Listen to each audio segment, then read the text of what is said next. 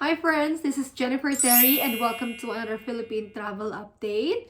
How are you all? I hope you're all doing well. For today, we'll talk about that new protocol. We will answer the big question that we had yesterday, no? Why is the new policy of shorter quarantine of 7 days only, no testing, why is it only applicable for those who are vaccinated in the Philippines? How about those na nabakunahan sa abroad? All of us were really disappointed, no? We're disappointed, angry, parang you're confused whether to laugh na lang or to be angry because the rule is so ridiculous. So the rule yesterday, no, for those who missed, the new rule, the IATF approved easing restrictions, easing quarantine and testing protocols for the fully vaccinated travelers who are vaccinated in the Philippines. Kung nabakunahan ka sa abroad, hindi po yan applicable sa inyo, hindi po yan applicable sa majority. 99% ng travelers ay hindi avail the new policy. We're not covered. So the best and the brightest talaga, only in the Philippines, ang galing-galing. So one of our kababayan said nga, bakit? Bakit yung vaccines ba sa Pinas ay may gold? Bakit yung vaccines ba sa Pinas ay manufactured ba yan ng Pinas? Iba-iba yung brand nyo? Yung vaccines na administered sa Pinas ay galing din yan sa abroad. Donated pa yan sa iba't ibang bansa. Anyways, bakit nga ba hindi applicable, hindi covered ng new policy yung mga bakunado sa ibang bansa? Why is the new policy applicable to only those who were vaccinated in the Philippines? Dr. Nina Gloriana, the vaccine expert panel head, said it is a reasonable policy change. When asked by a reporter, what's the rationale as to why those who were vaccinated abroad were excluded from that new policy? She said, sorry, I could not talk much about that. I mean, these are people who were immunized abroad, right? And then the reporter said, Mom, how about Filipinos who were vaccinated abroad?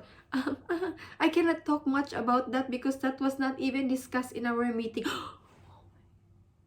Nakalimutan. Ay, nakalimutan nila na yung umuwi pala ay mga nabakunahan na sa abroad. But she added, but maybe they will be coming up with such guidelines soon. May I just say that? Sorry. Yeah, I'm so sorry. I could not really talk much about that. I mean, these are people who were immunized abroad or not Filipinos, you mean? Yeah, or even if they're Filipinos, it's just that they have not received their vaccinations here. Maybe they were in the States, maybe they got it somewhere else. It's that this policy excludes these people. And we were wondering what the rationale is behind this. Well, no, I cannot really talk much about that because that was not even discussed in our meeting. But maybe they will be coming up with such guidelines soon. May I just say that Yes. much?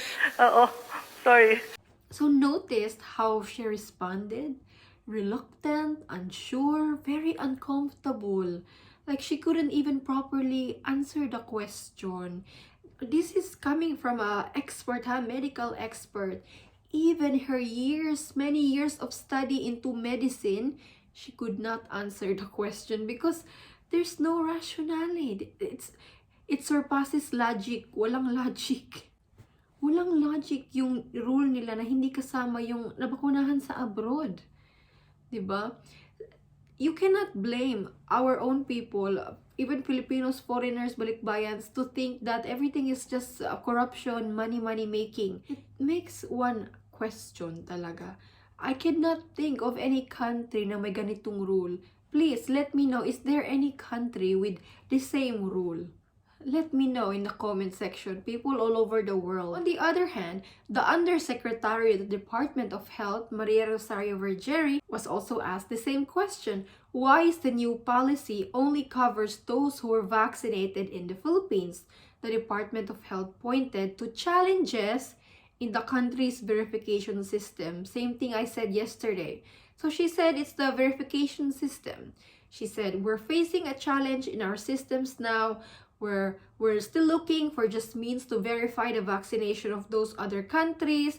We just need to fix the system because we need to have a form of verification if one is vaccinated in another country.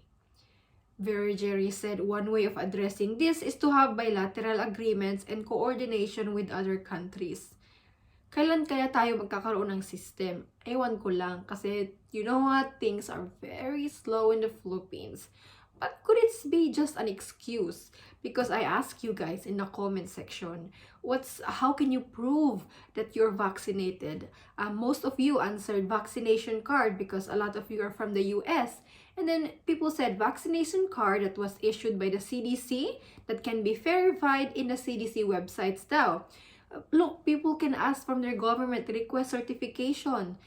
Eunice also shared vaccination card and appointment. Tapos yung video nung in-injectionan ako, she even has a video. Somebody even said, I can even vlog my vaccination. Rakdu said, fully vaccinated in US. Aside sa vaccination card, you can request immunization records from Department of Health on your state. It's free, 3 to 5 days processing.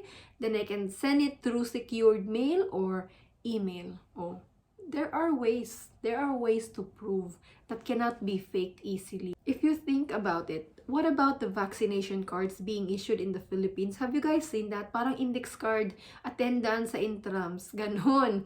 Very easy to fake. We're very talented. Filipinos are very talented in faking. We can even fake marriage certificate, birth certificate, diploma. How much more a vaccination card? Marie Jose, EU Green Digital QR Code Certificate. C also shared, here in UAE, there's an app by government to verify swab test, vaccination, and all. Aside sa vaccination card, you can also download ng certificate through app na meron QR code to verify. See? Lots of ways to verify the vaccination po. Before they announce, sana, they should have studied ways to verify. When it comes to green lanes naman, so the green lanes was supposed to be shortened the quarantine for 7 days. So this new policy sound exactly like green lanes. In a previous briefing, the Undersecretary of Health, Maria Rosario Vergeri, said that the agency, the DOH, said there are still some restrictions on fully vaccinated individuals as the country is still boosting the pace of its vaccination rollout. She said that UK, US have vaccinated 40% to 30% of their population, respectively, so they can afford to remove restrictions. She added that health experts in the Philippines are looking at waiting for the vaccination of the Philippines to vaccinate 30% of the population or even 50% of the senior citizens before further easing rules on fully immunized individuals. So, vaccinate, kailangan daw muna at least 30% ng ating population or 50% ng mga seniors ang mabakunahan bago daw i-ease yung restriction sa mga fully vaccinated na. Sabi niya, when we reach that threshold, we will also have liberal incentives for those who are fully vaccinated. If ever, we will be implementing slowly and gradually to ensure we will are safe from threat of COVID-19. So when will the Philippines reach 30%? I don't know, guys, because currently, as of June 1, so we have 1.2 million Filipinos are fully vaccinated. We have enough supply of vaccines to inoculate 3.78% of the population. So 30% versus 3.78%. Oh my, we're long way. It's a long way ahead. Napakalayo pa natin, guys. So for now, the protocol is still the same. 10 days quarantine in the hotel. On the 7th day, you will be tested. On the 9th day, your result will come out. If it's negative, on the 10th day, you leave your hotel. On your final destination, you have to finish 4 days quarantine at home. So nothing really has changed. In short, they just give us stress, no? So how about Cebu? I don't know, guys. It's been so quiet.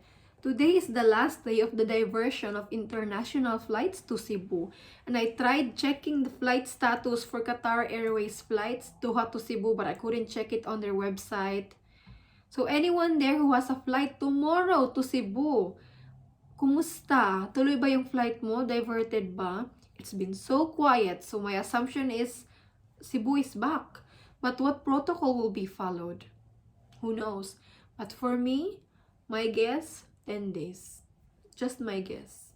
I hope I'm wrong, but that's my guess.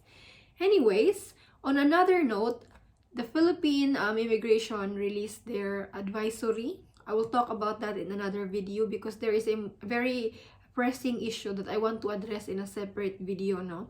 But on the other hand, SRRVs don't need DFA exemption anymore. They are welcome now to enter the Philippines. The only update for today. Nothing has really changed. Na-stress lang tayo pero walang nagbago. The travel restriction is still the same. The quarantine protocol is still the same. 10 days pa rin po tayo sa hotel.